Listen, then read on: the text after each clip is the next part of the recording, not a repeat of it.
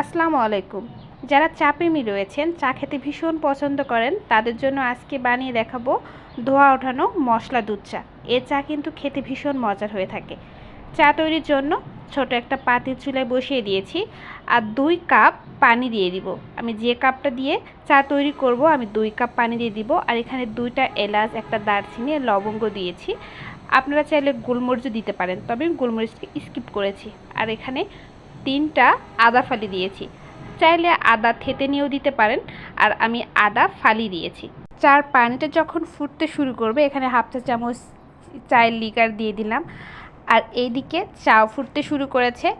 আর চা সুন্দর একটা কালারের জন্য খুব বেশি সময় ধরে চা ফুটে নিবেন না, 30 থেকে 40 সেকেন্ডের মতো আমি চা ফুটে নিয়েছি। আপনারা যারা মশলা রং চা খেতে পছন্দ করেন, চাইলে এই অবস্থায় নামিয়ে পরিবেশন করে নিতে পারেন, তবে বেশিক্ষণ ফোটালে চায়ের কালারটা নষ্ট হয়ে যেতে পারে।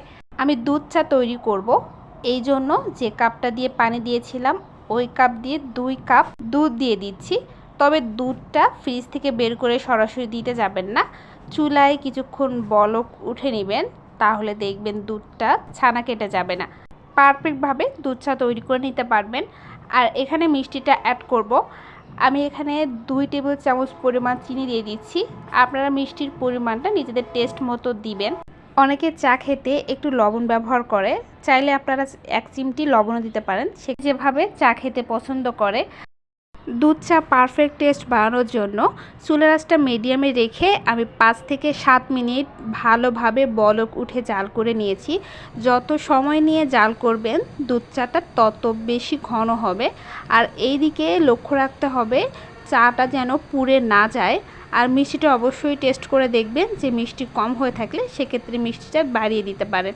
আর যত ঘন হবে চা খেতেও কিন্তু অনেক বেশি মজা হবে। মশলা চার উপর একটু হলেও সর উঠে আসছে, এ পর্যায়ে চুলা থেকে নামিয়ে নিব।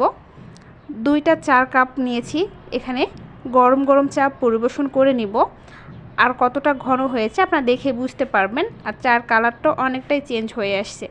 আপনারা যারা ভীষণ চা খেতে পছন্দ করেন, আমার রেসিপি ফলো করে একবার হলে দুধ চা বানিয়ে খেয়ে দেখবেন, রেসিপি অবশ্যই ভালো লাগবে। এভাবেই পাশে থাকবেন। ধন্যবাদ সবাইকে।